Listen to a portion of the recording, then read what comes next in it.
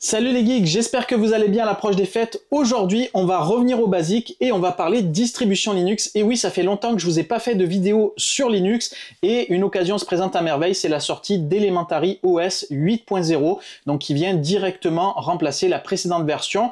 J'avais déjà fait une vidéo donc sur cette précédente version sur la chaîne, donc je vous mettrai le lien en description pour ceux qui veulent la voir, pour voir un petit peu les différences entre les deux versions. Et donc dans cette nouvelle vidéo, on va voir un petit peu quelles sont les nouveautés apportées à Elementary OS et également comment faire la mise à jour. Et vous allez voir que c'est un petit peu casse-pied effectivement, puisqu'en réalité il n'y a pas vraiment de process de mise à jour vers des versions majeures sur Elementary OS. Alors cet OS, qu'est-ce qu'il a de particulier? C'est principalement au niveau, je dirais, de son interface, qui est un petit peu différente de ce qu'on trouve généralement avec les interfaces sous base de GNOME ou de KDE. Là, on a une interface un petit peu singulière qui ressemble un petit peu, je dirais, à macOS, je trouve, au niveau de l'interface.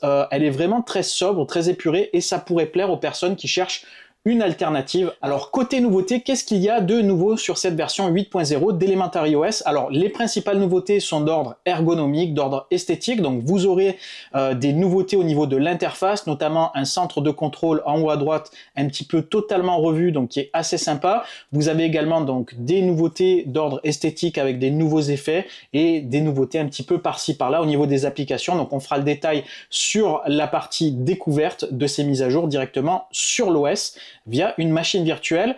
Également, autre grosse nouveauté, c'est forcément le système qui se base désormais sur la version 24.04 LTS d'Ubuntu, donc sur la dernière version support long terme d'Ubuntu. Donc vous aurez bien sûr tout le côté applicatif qui va suivre et vous pourrez donc bénéficier de ces nouveautés-là avec le nouveau kernel, etc.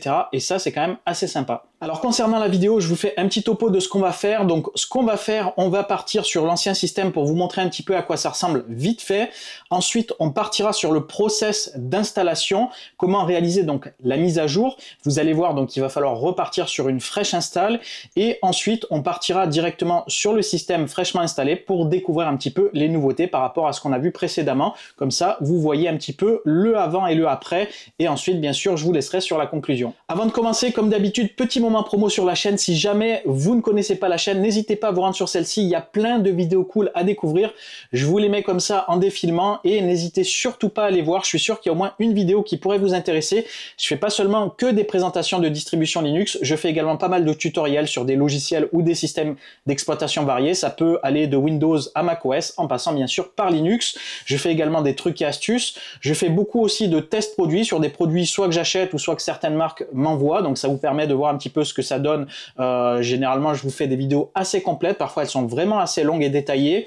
Je fais également pas mal de vidéos sur les jeux vidéo. On parle aussi cinéma. Bref, ici, c'est une chaîne pour les geeks. Donc, si jamais ce genre de vidéo, ça vous plaît, n'hésitez pas à nous rejoindre. Au passage, on a dépassé les 18 000 abonnés. Donc, un grand merci à tous. Et si vous voulez faire grossir ce score, n'hésitez surtout pas à nous rejoindre et à vous abonner. Donc, vous savez ce qu'il vous reste à faire. Vous cliquez sur je m'abonne. Allez, pour commencer, on va se plonger sur Elementary OS 7.1, donc la version précédente avant la mise à jour. Allez, on se retrouve sur Elementary OS 7.1 et voici l'écran de connexion. Donc notez-le bien parce que celui-ci, il va subir des modifications grâce à la mise à jour, des améliorations, notamment au niveau de l'affichage, puisque vous aurez le fond d'écran qui sera un petit peu en mode blurry, assez joli. Donc ça, je voulais afficher exprès pour que vous puissiez voir les différences. Donc on va se loguer sur le système. Hop, on tape le mot de passe, on se connecte et voilà l'interface. Donc comme vous pouvez le voir, hein, ça ressemble quand même beaucoup, je trouve, à macOS. Alors il y a quand même des subtilités qui sont différentes. Le dock ici est pas tout à fait pareil, vous n'avez pas les effets de zoom un petit peu comme sur macOS, mais quand même on peut constater qu'au niveau des icônes, au niveau de la présentation, on est quand même assez proche de ce que propose macOS. C'est quand même, je trouve, un petit peu plus proche de macOS que de Windows. Malgré tout, il s'affiche, il s'indique comme étant une alternative à Windows aussi. Ça pourrait le faire également. Alors au niveau du système, on va aller voir tout de suite au niveau ici des versions utilisées. Donc comme je vous le disais, donc là on est sur la version 7.0. Elle s'appelle Horus et donc elle est basée sur Ubuntu 22.04. Donc la mise à jour 8.0 va nous faire basculer sur la 24.04. Donc on aura un système qui sera plus récent et également ici un noyau plus récent. Donc ça, je vous l'ai mis également pour que vous puissiez voir ensuite les différences. lors de la mise à jour. Alors sinon, au niveau ergonomique, hein, voici un petit peu donc à quoi ça ressemble. En haut, vous avez donc une genre de barre de menu transparente. Donc en réalité, il n'y a pas de barre du tout. Il y a juste ici des éléments que vous pouvez retrouver et je trouve que c'est quand même assez agréable à l'œil. Donc vous avez ici la partie application. Donc ça, c'est à peu près similaire à ce que propose GNOME sur les versions basiques, on va dire. Donc vous avez ici vos applications avec des paginations comme ça, ou alors sous forme de liste et thématique, pour ceux qui préfèrent un petit peu les menus à l'ancienne, bien rangés. Donc vous avez également donc le moteur de recherche qui vous amène au même endroit et vous pourrez donc faire une recherche. Alors ensuite, en haut à droite, ce qu'on trouve régulièrement sur les systèmes à base de GNOME, mais également sur macOS ou sur d'autres systèmes Linux, vous avez ici les icônes de notification système avec l'audio, avec le réseau, le centre de notification. Alors là, c'est pas vraiment un centre de notification, mais c'est juste les notifications. Et vous avez un menu utilisateur ici avec donc le compte connecté, la possibilité de verrouiller la session, de mettre en veille, de redémarrer l'ordinateur. Donc ça a été revu sur la nouvelle version. Donc c'est pour ça que je vous le montre ici. Comme ça, vous pourrez voir les différences et n'hésitez pas à revenir sur cette partie-là et rebasculer sur la nouvelle version pour voir un petit peu les différences. Donc ensuite, donc la partie basse ici, donc c'est le dock, donc qui ressemble bien sûr, on le voit tout de suite à macOS, même si c'est un petit peu différent. Là, il est un petit peu plus statique, un petit peu moins stylé. Et donc ici, vous aurez les principales applications que vous voudrez mettre ici, sur lesquelles vous avez accès peut-être assez régulièrement. Donc vous avez ici le gestionnaire de fichiers, donc l'explorateur avec le truc assez classique hein, sur tous les systèmes d'exploitation. Ensuite ici, vous avez un menu qui permet de gérer les espaces de travail, donc ça c'est quand même assez cool. Donc il y a eu aussi des nouveautés au niveau de ce menu. Alors c'est pas des grosses nouveautés, mais il y a eu quand même des petites refontes là-dessus. Alors concernant le process de mise à jour, donc ce qu'on va voir juste après, généralement sur les distributions, que ce soit Ubuntu, que ce soit Debian, on a l'habitude de passer par le centre d'application, par le gestionnaire de paquets ou par le terminal pour réaliser les mises à niveau, donc d'une version, je dirais par exemple 7 à 8 ou d'une version 10 à 11, etc. Généralement, on peut le faire depuis le système. Sur Elementary OS, on ne peut pas le faire.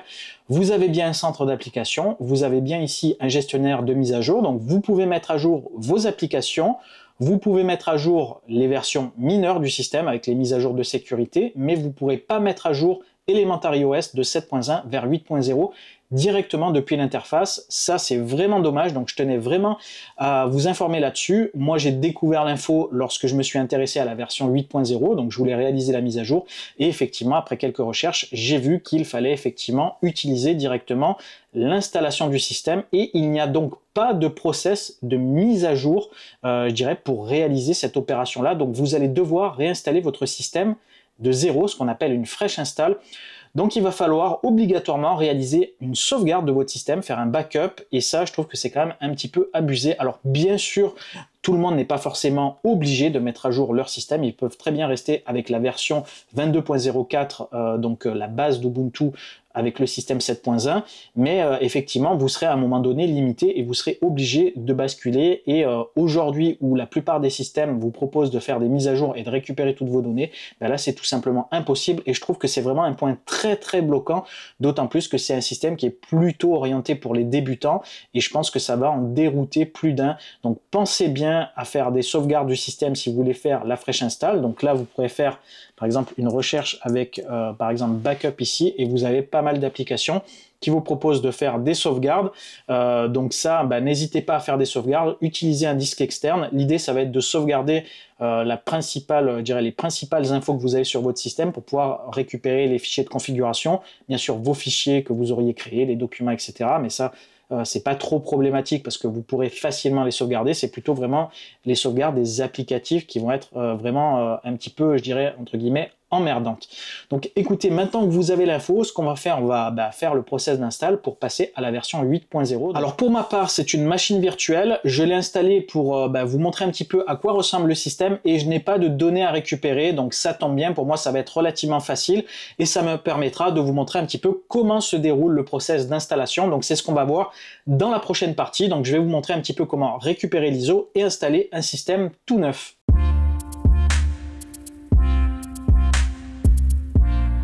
Alors pour récupérer notre ISO d'Elementary OS 8.0, rendez-vous sur elementary.io, c'est le site officiel du projet et donc ici on va pouvoir récupérer notre petite ISO. Alors je vous mettrai le lien en description directement. Alors pour la récupérer, c'est un petit peu subtil ici. Alors là ici vous voyez acheter Elementary OS. Alors en réalité il est bien gratuit mais il vous incite au don.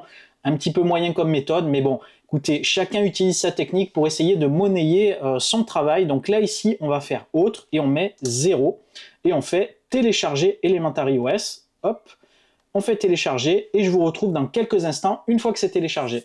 Voilà, le fichier ISO est téléchargé. Je vous ai donc mis le fichier sur le bureau pour que vous puissiez voir. Il fait environ 3 Go. Alors pour vous, deux possibilités. Soit vous avez une machine physique, un ordinateur portable ou un PC de bureau sur lequel il y a déjà Elementary OS ou sur lequel vous voulez l'installer. À ce moment-là, il faudra créer une clé USB bootable. Alors je ne vais pas refaire ce process-là. J'ai déjà fait pas mal de vidéos pour vous montrer comment faire. Sachez que vous pouvez utiliser deux logiciels assez connus pour ça. Il y a le meilleur pour moi, c'est Rufus. Sinon, il y a également Bally Nature qui vous permet de réaliser cette opération. Il en existe également d'autres, mais je ne vais pas tous les lister. Pour moi, c'est les meilleurs, ce que je vous ai dit. Donc il vous faut une clé de 4 Go au moins, donc une clé USB, et à ce moment-là, vous pourrez créer votre clé USB, booter directement sur le système et lancer le process d'installation qu'on va voir juste après. Soit vous êtes dans mon cas, vous avez une machine virtuelle, à ce moment-là, vous montez l'ISO directement sur le système, il va falloir booter sur l'ISO et ça va vous lancer le process d'installation. Moi, c'est ce que je vais faire, on se retrouve dans quelques instants sur le process d'installation. Voilà, donc on se retrouve sur le process d'installation. Donc là, moi, je suis sur une machine virtuelle. Donc la résolution, elle est assez petite. Donc je vous zoomerai ça sur le montage de la vidéo. Si vous êtes sur une machine physique, je pense que vous serez en plein écran. Donc là, ici, on commence par le sélecteur de langue. Donc il y a le français, ça tombe bien. Ça sera quand même un petit peu plus pratique pour les personnes qui ne maîtrisent pas forcément l'anglais. Donc on va faire suivant. On va donc sélectionner les infos par défaut au niveau de la langue. Donc là ici, c'est là que le bas blesse. Alors 3 choix pour vous, soit vous essayez le mode démonstration pour ceux qui veulent tester Elementary OS pour voir si ça leur plaît, soit donc vous effacez le disque en entier et vous installez le système avec une fraîche install, donc avec vraiment de tout vierge, soit vous utilisez l'installation personnalisée en fonction des partitionnements que vous aviez utilisés sur votre précédente installation. Vous allez pouvoir réaliser cette opération-là et ne réinstaller vraiment que le système et vous conserverez peut-être vos données sur les partitions Home ou les partitions sur lesquelles vous aviez peut-être des données que vous ne voudriez pas effacer, mais malgré tout, le côté applicatif va quand même, je dirais, réinstaller des applications, je dirais, neuves. Donc du coup, là, effectivement, il faudra remettre les fichiers de configuration ou réadapter les configurations par rapport à votre backup précédent que vous auriez réalisé.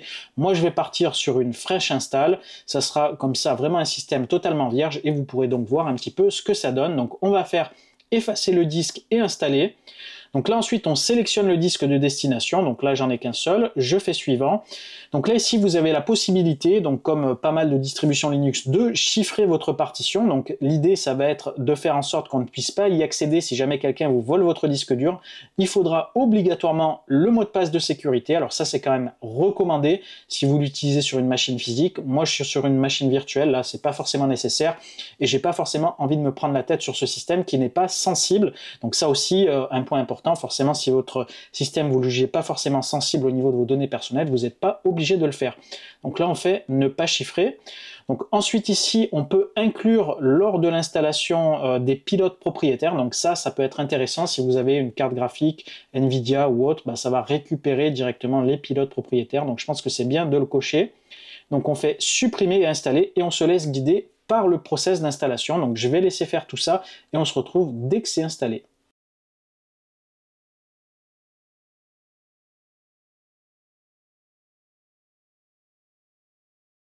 Voilà, le système vient de redémarrer, donc on se remange ici les langues à choisir. Alors je sais pas pourquoi ils ont fait ça, alors c'est probablement les langues pour votre session, et tout à l'heure c'était les langues peut-être pour le système. Donc là ici on va créer le compte utilisateur principal, donc comme d'habitude on va mettre la revue geek ici. Donc on choisit un mot de passe. Et ici, donc, on va mettre le nom de la machine pour lequel ensuite on pourra la retrouver sur le réseau. Donc, je vais mettre Elementary OS. Voilà, ça suffit. On va faire terminer la configuration. Et donc voilà le compte lorsqu'il est verrouillé, et donc on a déjà une première différence par rapport à tout à l'heure. Alors là je suis pas en bonne résolution, donc je vais passer tout ça avec une petite install de pilote additionnel pour VMware. Alors je vous ferai peut-être une petite vidéo additionnelle pour vous montrer comment faire, parce que visiblement c'est plus pris en charge directement par VMware, donc il faut aller récupérer une ISO, faire une petite manip. Donc je vais pas le faire dans cette vidéo, c'est pas le sujet de celle-ci. Donc je vous retrouve dès que j'ai retrouvé une résolution acceptable pour vous présenter toutes les nouveautés.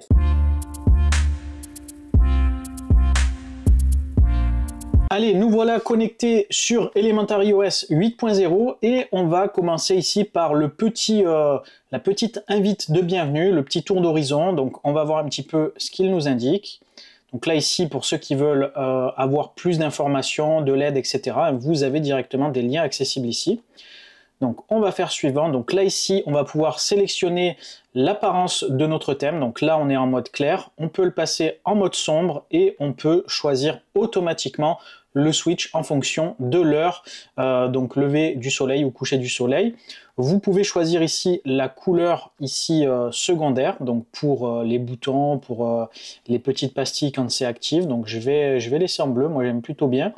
Je vais me laisser sur le mode par défaut, sur le mode clair, comme ça au moins on est sur un système, on va dire, tel qu'il était auparavant. Ça sera un petit peu plus simple pour les comparaisons.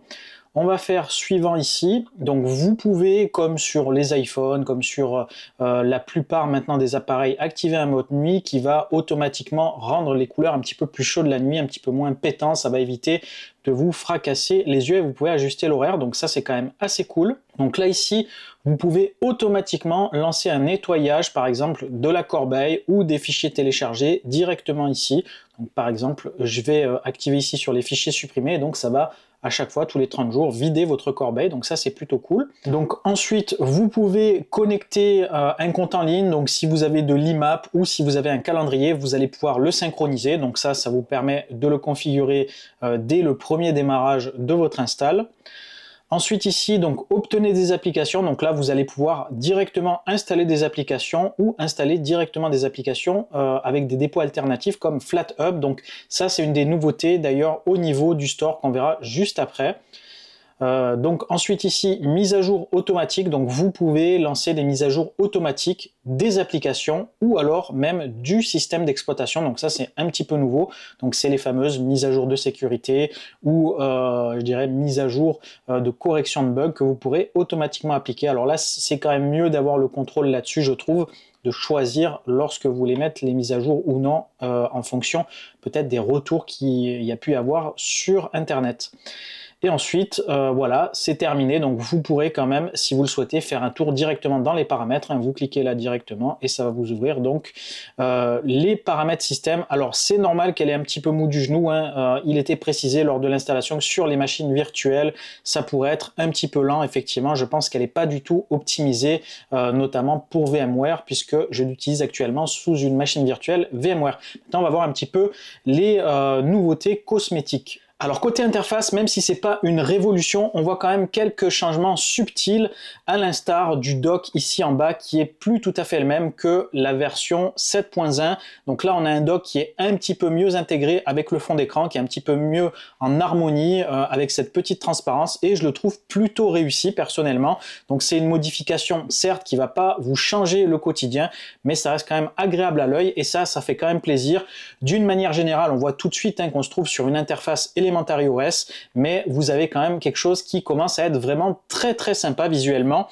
Au niveau de la partie d'en haut, donc avec cette petite barre transparente qui en réalité laisse paraître des différentes actions ici, différents boutons. Donc sur la partie application, il n'y a pas eu de modification particulière, toujours la possibilité donc de les visualiser par thématique ou alors ici de visualiser toutes les applications ici. Là où il y a du changement, c'est plutôt sur la partie de droite ici et vous avez dû repérer cette petite icône qui peut-être pour ceux qui utilisent macOS vous fait penser au centre de contrôle. Ben, ils ont fait un petit peu pareil ici, donc vous avez un petit centre de contrôle, un mini centre de contrôle où vous avez accès ici aux raccourcis pour mettre en veille, redémarrer l'ordinateur ou l'éteindre. Vous avez également les raccourcis pour aller directement dans les paramètres système. Vous pouvez, si vous le souhaitez, agrandir ou rapetissir la police. Vous avez même ici la possibilité de basculer en thème clair ou thème sombre, donc ça c'est quand même assez cool. Vous avez le clavier visuel et le lecteur d'écran, donc ça c'est quand même assez cool. Ça permet d'avoir accès rapidement et facilement à des actions ici. Pour le reste, il n'y a pas de gros changements. Donc on a le système de notification ici qui n'est pas différent. On a aussi ici les paramètres réseau et ici la partie sonore. Alors ensuite, autre petit truc cool qui touche à l'esthétisme et qui rend l'interface un petit peu plus moderne et agréable, c'est au niveau de la vue multitâche, donc au niveau des environnements, des espaces de travail. Ici, donc lorsque l'on clique ici, on a un joli effet blur derrière au niveau de l'arrière-plan. C'est vraiment très réussi et donc comme avant, hein, on peut changer directement d'environnement de travail et ça vous permet comme ça facilement d'avoir par exemple certaines actions que vous faites sur ce bureau là et après hop vous allez basculer sur un autre et faire d'autres choses, par exemple surfer d'un côté et travailler un document de l'autre, et ça c'est quand même très pratique aussi. Alors concernant le système maintenant, donc comme on peut le voir, on est bien sur Elementary OS 8 et ici on peut voir qu'il est bien basé sur Ubuntu 24.04 LTS. C'est même la 24.04.1 pour être précis. Et donc ici, au niveau du noyau, on est sur le noyau 6.8-49 générique. Et là, comme vous pouvez le voir, sur la partie système, il y a quelque chose qui a été implémenté de manière supplémentaire. C'est la gestion des mises à jour ici. Comme beaucoup de systèmes d'exploitation, on passe souvent par les paramètres pour mettre à jour le système et ça, ils l'ont implémenté. Je trouve que c'est quand même mieux intégré et vous pourrez donc activer ici la mise à jour automatique. Donc, je ne vais pas les faire forcément dans cette vidéo, hein, les mises à jour, mais donc vous pourrez le faire directement ici et vous n'êtes pas obligé de passer par le centre d'application et ça, je trouve ça beaucoup plus pratique. Ensuite, ici, autre nouveauté au niveau du système, c'est au niveau des paramètres d'application ici. Vous avez une page qui a totalement été revue et vous allez avoir une meilleure visibilité et un meilleur contrôle au niveau des autorisations de chacune des applications et il gère également ici les applications FlatHub, donc vous pourrez directement les gérer ici. Donc vous avez ici la possibilité de donner des accès facilement et vous allez même avoir un rappel de pop-up normalement sur la note de mise à jour, il précise au niveau des autorisations en arrière-plan ou autre. Bref, ça vous le gérez ici et donc ça c'est une nouveauté également. Du coup, en parlant d'applications, là aussi il y a eu des choses qui ont été revues au niveau des applications et vous avez donc la prise en charge de FlatHub par défaut et ça c'est quand même aussi assez cool. Vous aurez donc accès à beaucoup d'applications ici, donc par exemple si je vais dans bureautique, donc j'attends que ça charge, hop, on va par exemple sur KO Reader et ici donc vous pourrez directement récupérer les applications via FlatHub ici directement. Donc vous cliquez sur gratuit, hop, vous lancez l'installation et donc vous aurez directement votre petit paquet qui va s'installer et ça aussi c'est une nouveauté de cette version 8 d'Elementary OS. Alors on reste dans la partie application et là aussi autre nouveauté, ils ont créé une sorte de petit label, de petit badge ici qui indique conçu pour Elementary OS au niveau des applications. Je vais vous lire la description, vérifié par Elementary, notamment au regard de la sécurité, de la confidentialité et l'intégration dans le système. Donc en gros ça va vous assurer que l'application que vous utilisez, elle a été quand même contrôlée en termes de sécurité, de confidentialité, donc c'est vraiment rassurant et ça va vous éviter peut-être d'installer certaines applications qui présentent des trous de sécurité ou qui sont vraiment très peu fiables et ça c'est quand même assez rassurant, surtout pour des utilisateurs débutants. Alors pour ceux qui ont du matériel dédié, notamment ici par exemple avec des adaptateurs Wi-Fi Broadcom ou des cartes graphiques Nvidia, vous allez pouvoir gérer vos pilotes directement ici dans ce nouveau un petit peu menu pilote, donc vous allez facilement pouvoir cocher directement la case ici et installer votre driver. Là par exemple, moi il m'a détecté un pilote disponible vu que j'ai une machine virtuelle, il me trouve celui-ci que je peux aller télécharger et donc installer. Alors je vais pas le faire parce que celui-là il me posait des soucis, c'est pas vraiment un pilote officiel pour VMware, donc je vais le laisser comme ça. Malgré tout, si jamais vous avez par exemple une carte graphique, donc comme je vous le disais Nvidia, vous vérifiez les drivers qui vont s'afficher, vous pourrez l'installer, là vous aurez donc une prise en charge entre guillemets officielle de votre carte graphique ou de votre matériel, comme ça vous allez pouvoir soit le faire mieux fonctionner ou soit tout simplement le faire fonctionner et associé avec le nouveau kernel, là aussi vous allez avoir vraiment une belle prise en charge au niveau matériel et je pense que sur des machines même récentes vous n'aurez pas de difficulté à utiliser ce Elementary OS 8.0. Allez, pour terminer, on va faire un petit tour d'horizon au niveau des fonds d'écran et de la personnalisation un petit peu de l'interface. Vous allez voir qu'il y a quelques petits trucs qu'on peut personnaliser. Alors j'aime bien faire le tour des fonds d'écran lorsqu'il y a une nouvelle version d'un système d'exploitation. Donc là, ici, au niveau des fonds d'écran de Elementary OS, comme vous pouvez le voir, il n'y a pas énormément de choses, mais il y en a vraiment pour tous les goûts et c'est vraiment assez joli. Alors celui par défaut, je ne trouve pas hyper joli personnellement. Par contre, par exemple, il y a celui-ci, un grand classique, un pompage Windows. On le retrouve sur Windows. Alors il me semble que c'est Antelope Canyon, je suis pas sûr, mais en tout cas, bon, c'est ça se trouve ça, il me semble, aux États-Unis, donc avec des belles roches orangées. C'est très très joli et j'aimerais d'ailleurs les voir en vrai. Ensuite, ici, un gros pompage macOS avec des fonds comme ça, un petit peu montagne. On retrouve un petit peu les mêmes trucs sur macOS. Après, vous avez des trucs un petit peu plus, je dirais, abstraits ici, ou des trucs un petit peu plus sauvages, entre guillemets. Voilà, il y en a un petit peu pour tous les goûts. Et voilà, vous avez des trucs vraiment très pompage macOS, comme celui-ci, par exemple. Donc ensuite, vous allez pouvoir ici, dans Apparence, personnaliser un petit peu plus donc votre système comme on l'a vu lors du démarrage. Donc vous pouvez laisser par défaut ou activer le mode sombre. Et un truc cool ici, c'est que vous pouvez, si vous le souhaitez, atténuer encore plus en mode sombre le fond d'écran actuel. Et ça, je trouve que c'est sympa parce que vous n'avez pas forcément une version claire, une version sombre de votre fond d'écran. Ben là, il va directement, lui, l'assombrir à sa manière. Et vous pourrez donc le gérer avec des horaires. La couleur d'accentuation ici que vous allez pouvoir personnaliser. Et vous allez même pouvoir ici directement faire un truc un petit peu aléatoire avec des couleurs qui vont changer, voilà, qui vont changer peut-être en fonction de l'horaire ou en fonction du moment. Donc ça, c'est quand même assez intéressant. Donc réduire le mouvement, toujours afficher la barre de défilement. Donc ça aussi, vous pouvez toujours afficher la barre de défilement. Au moins, ça vous évite d'aller la chercher. Des fois, c'est un petit peu galère. Et comme vous pouvez le voir, hein, elle se réduit un petit peu lorsque vous passez la souris et lorsque vous la remettez, hop, elle s'élargit un petit peu. Donc ça, je trouve que c'est une fonction assez pratique. Donc au niveau du texte, donc ça, rien de spécial ici. Donc ensuite, vous pouvez aussi personnaliser le dock. Donc vous pouvez notamment jouer sur la taille ici des icônes du dock. Donc soit vous les mettez en grand, soit en moyen, soit en tout petit, en fonction du nombre effectivement d'applications que vous avez. Ça peut être intéressant. Alors dommage qu'on n'ait pas la possibilité de pouvoir les agrandir vraiment de manière un petit peu plus fine. Là, on n'a que 3 tailles disponibles. J'aurais aimé d'avoir un truc vraiment sur mesure. Donc bon, c'est un petit peu dommage, mais c'est pas grave. Donc là, vous pouvez changer le comportement du dock et choisir quand est-ce qu'il se ferme, ou si jamais, vous pouvez même choisir de le laisser toujours ouvert. Donc là ensuite, transparence du panneau, donc vous pouvez activer ou désactiver ça. Vous pouvez ici gérer le défilement du panneau, alors ça je sais pas exactement ce que c'est, et ensuite afficher le panneau. Vous avez ici la possibilité ici de gérer ça. Et vous avez ici la partie multitâche, donc vous pourrez gérer des actions ici en fonction du pointage au coin ici, supérieur gauche, supérieur droit, etc., etc. Donc voilà un petit peu pour ce petit tour d'horizon d'Elementary OS 8.0. Donc maintenant, il est temps de vous laisser sur la conclusion. Et voilà les amis, cette petite vidéo arrive à son terme. Alors j'espère que ce tour d'horizon sur Elementary OS 8.0 vous a plu. Si jamais vous avez des suggestions, des questions, des remarques, n'hésitez pas à les poster en commentaire.